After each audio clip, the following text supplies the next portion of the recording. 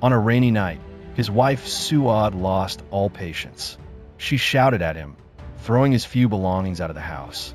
"I'm sick of poverty and hunger. Go and find another life.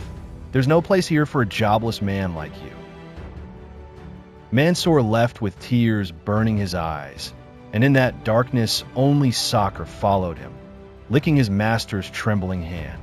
Mansour took refuge in an old cave on the edge of the village, lay on the ground, and wrapped himself in the sky. By morning, Sakhr was digging eagerly at a dark corner of the cave, barking in a strange tone.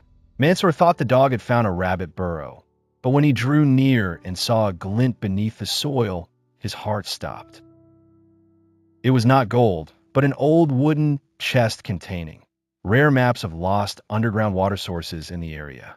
A collection of rare ancient coins, seeds of strange plants the village had never seen before. Rising to the top, Mansour did not sell the relics and squander the money lavishly.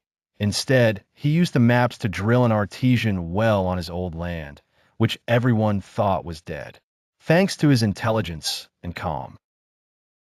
The land was transformed from a barren desert into a green paradise, producing the finest spices and fruit. He built an empire. He became the city's main supplier and built a palace where the cave once stood. Loyalty. He did not forget Sakhr, so he had a small statue made for him at the palace gate, and he slept beside it every night. One day, a pale woman knocked at the palace gate asking for work. It was Suad.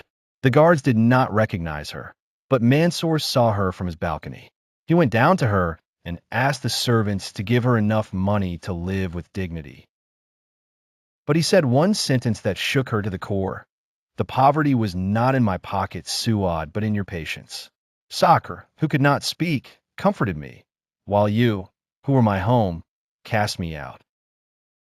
Suad left, dragging the tales of regret behind her, while Uncle Mansour went on living with his loyal dog, not only as the richest man in the village in money, but in the dignity he had never once sold.